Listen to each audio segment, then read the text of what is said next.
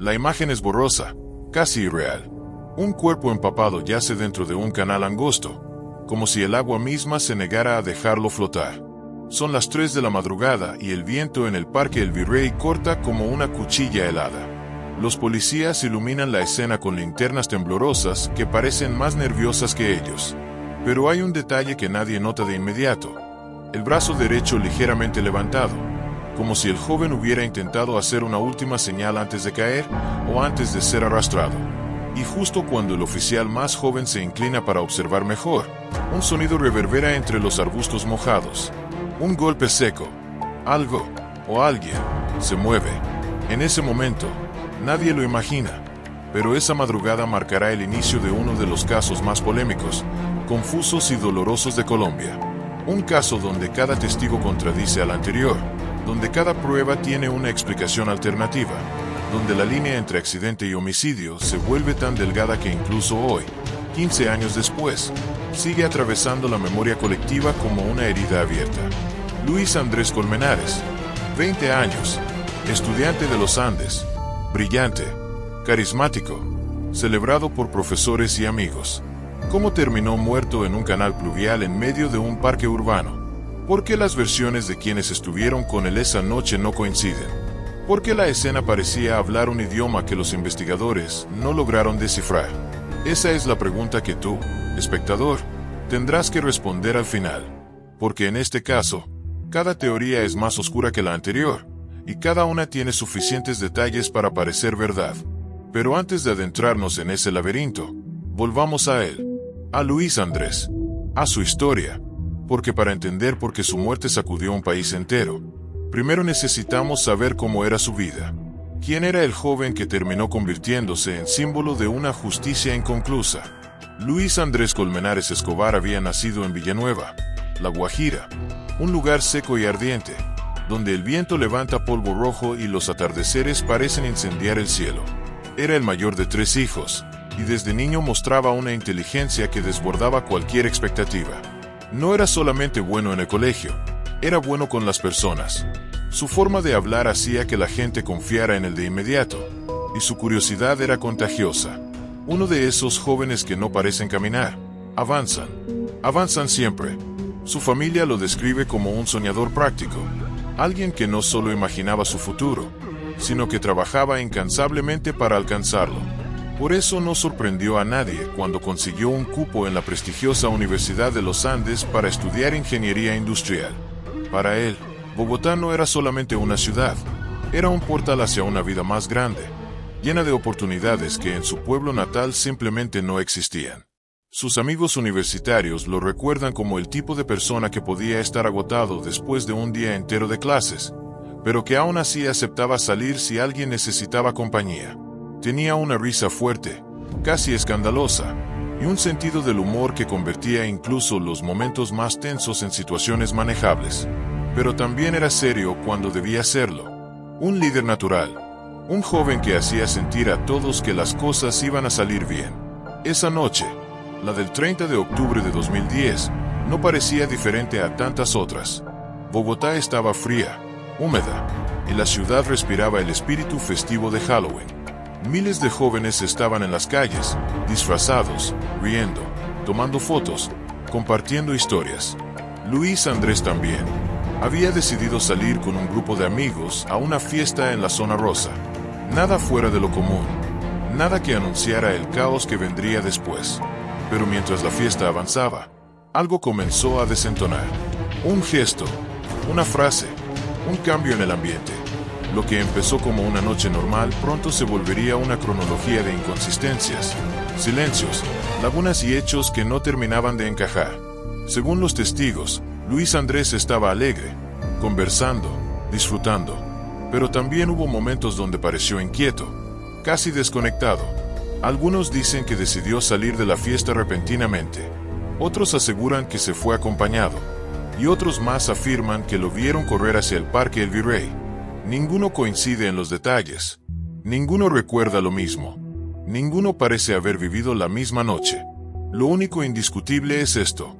A las 3:15 de la madrugada, su cuerpo apareció dentro del canal pluvial del parque.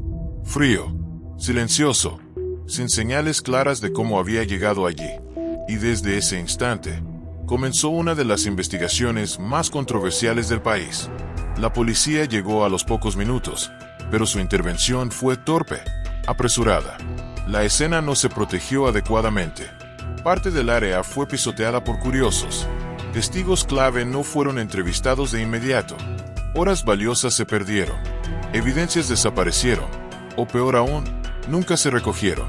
Cuando los peritos finalmente revisaron el cuerpo, encontraron marcas que podían interpretarse de dos maneras, como heridas propias de una caída, o como golpes producidos por terceros. El registro fotográfico tampoco ayudó. Las sombras del canal dificultaban ver detalles críticos. Incluso el nivel del agua fue motivo de discusión. ¿Era suficiente para ahogar a alguien? ¿O había sido colocado allí después? Nada estaba claro. Nada parecía definitivo. Todo era interpretable.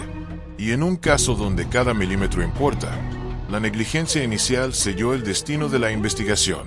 Mientras tanto, la familia de Luis Andrés, devastada, comenzaba a sospechar que su muerte no había sido un simple accidente, que algo más oscuro había ocurrido, algo que algunos querían ocultar. Lo que vino después fue una guerra de versiones. La versión oficial inicial sostenía que Luis Andrés había caído accidentalmente al canal mientras corría, una hipótesis que, en teoría, explicaba las lesiones y la posición del cuerpo. Pero pronto comenzaron a surgir dudas, muchas dudas. Amigos que dijeron haberlo visto escapar de la fiesta llorando. Otros que aseguraban que había discutido con alguien. Testigos que afirmaron oír gritos en el parque. Versiones que hablaban de una supuesta pelea. Rumores de que varias personas lo siguieron después de que abandonó la discoteca. Y luego, el testimonio más polémico de todos, el de Laura Moreno, una de las jóvenes que estuvo con él esa noche. Su relato, lleno de vacíos, contradicciones y detalles cambiantes, levantó sospechas desde el primer momento.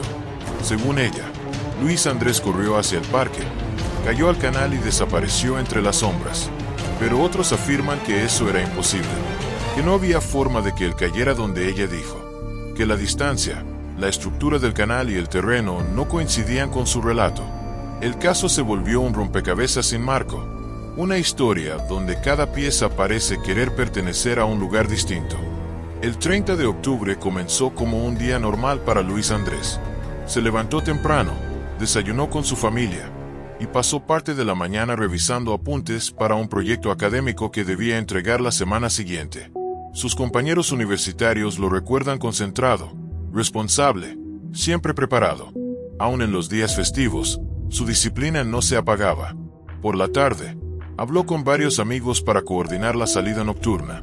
Era Halloween, y la zona rosa estaba repleta de eventos, disfraces y música. Luis Andrés decidió unirse al grupo formado por Laura Moreno y Jessie Quintero, dos compañeras con las que compartía clases y salidas esporádicas. No eran sus amigas más íntimas, pero sí conocidas frecuentes dentro de sus círculos universitarios.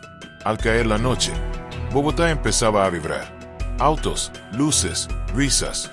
Miles de jóvenes caminaban por las calles disfrazados. Era una de las noches más activas del año. El ambiente parecía perfecto para disfrutar, y durante las primeras horas, todo parecía normal. El grupo llegó a una discoteca en la zona T. Allí pasaron buena parte de la noche conversando, bebiendo y moviéndose entre grupos de conocidos. Según algunos testimonios, Luis Andrés estaba alegre, de buen humor, pero según otros, hubo momentos en los que pareció distraído, como si algo le preocupara. Uno de los puntos más controversiales es si hubo alguna discusión dentro de la discoteca.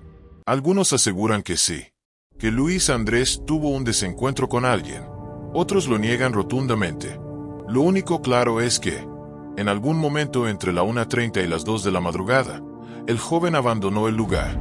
Y aquí es donde las versiones empiezan a divergir. Según Laura Moreno, Luis Andrés comenzó a correr por la calle, sin explicación aparente.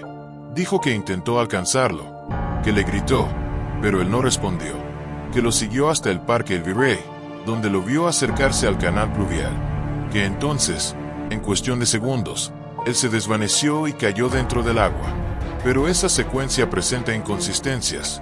La distancia entre la discoteca y el punto exacto donde Laura afirma que cayó es considerable. El terreno es irregular, y el canal, en algunas partes, tiene muros altos que dificultan una caída accidental.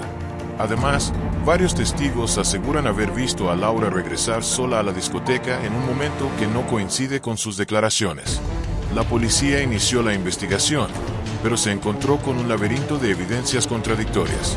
Los forenses encontraron marcas de golpes que podrían ser accidentales o deliberadas, huellas que no coincidían con las de los acompañantes, relojes y cámaras con registros temporales que no cuadraban con los testimonios. El escenario se volvió más complejo cuando los sospechosos comenzaron a aparecer y desaparecer de la narrativa oficial. Nadie sabía a ciencia cierta quién estaba diciendo la verdad. La presión mediática y social aumentó, convirtiendo el caso en un fenómeno nacional. A medida que la investigación avanzaba, la oscuridad del caso se volvía cada vez más palpable. Las inconsistencias y contradicciones alimentaban rumores, teorías y sospechas que no podían ignorarse. 3 elementos se volvieron el centro de atención: la escena del canal, las declaraciones cambiantes de los testigos y los resultados forenses incongruentes. Cada uno de estos elementos abrió la puerta a múltiples interpretaciones, algunas tan escalofriantes que parecen sacadas de un thriller, pero todas ellas estaban sustentadas, al menos en parte, por hechos documentados. La primera teoría, que muchos expertos consideran la más perturbadora, es la de un homicidio premeditado.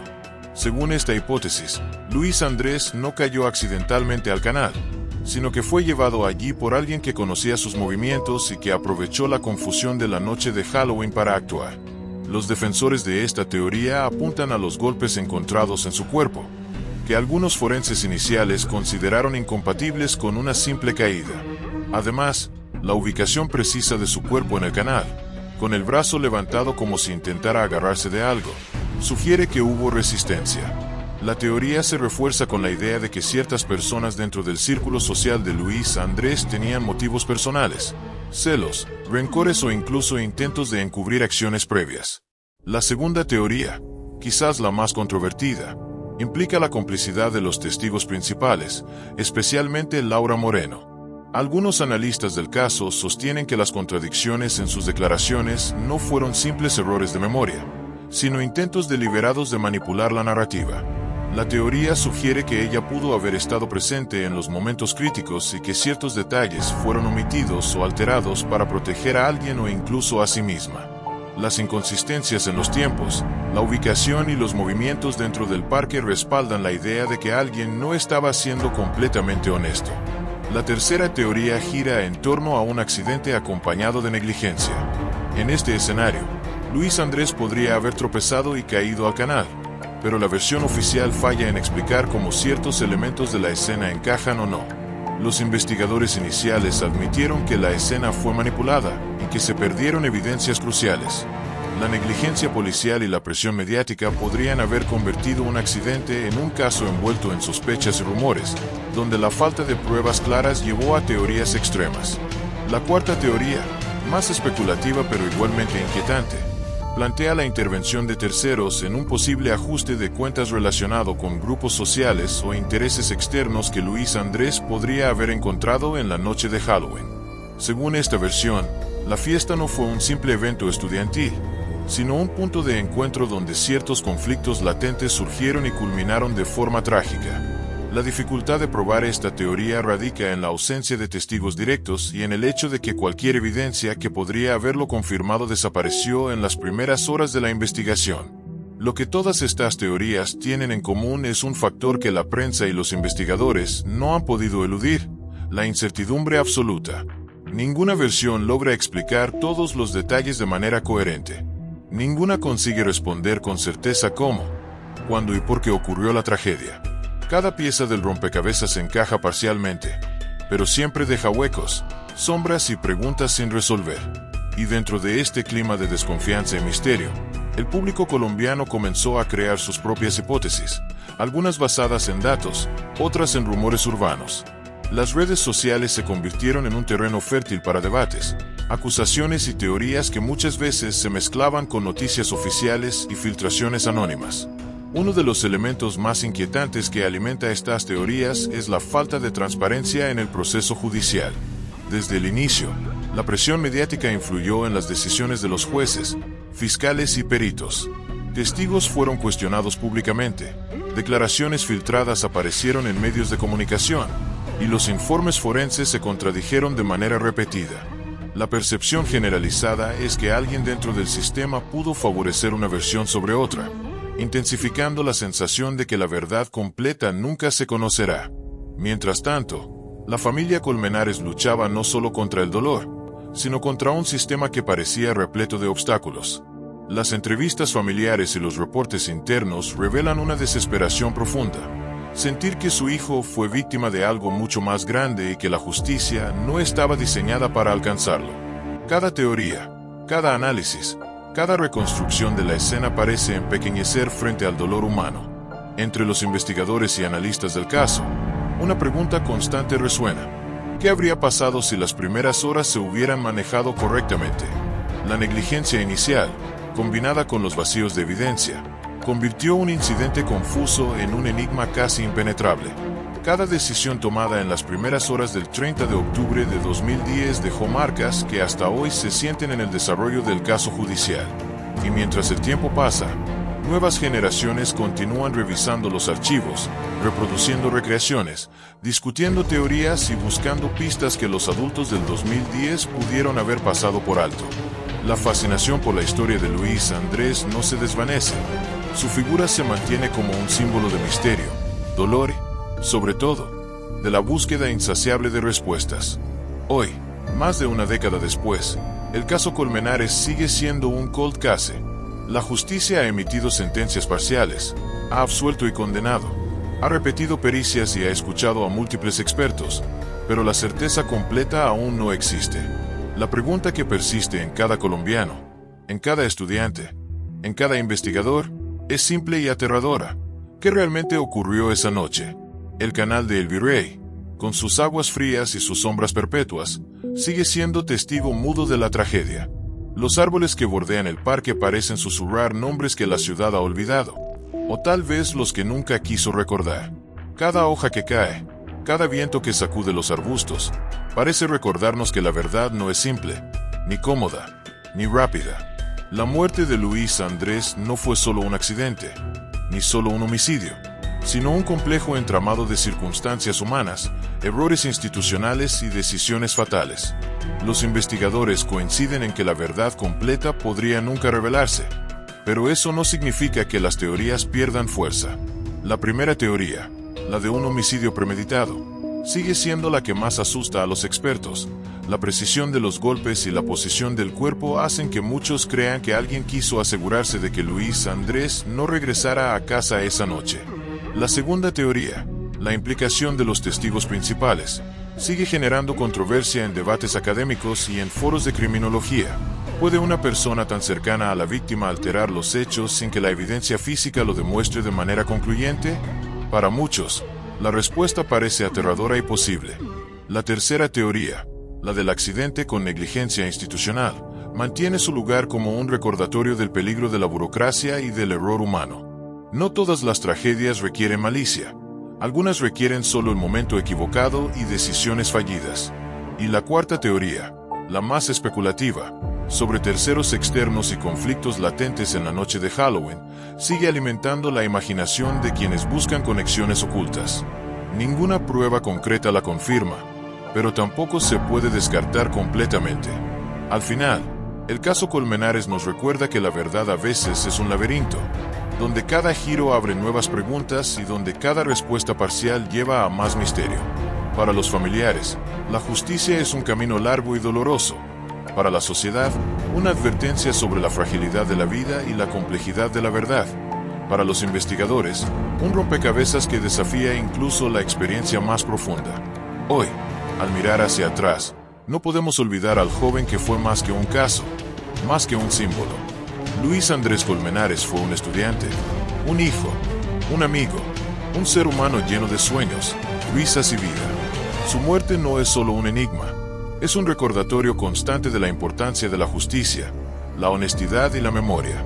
Y así, Mientras las luces del Parque El Virrey se apagan al final de cada noche, su historia permanece viva. El cuerpo desapareció hace años, pero las preguntas permanecen, flotando como hojas en el canal, como susurros en la ciudad. La pregunta que queda para ti, espectador, es clara y directa. ¿Cuál de estas teorías crees que explica realmente lo que ocurrió esa noche? La verdad está fragmentada, pero tu opinión puede dar voz a una de las historias que el tiempo no ha logrado silenciar. Déjala en los comentarios. Analiza, debate, cuestiona, porque incluso en la incertidumbre, la memoria de Luis Andrés Colmenares sigue viva.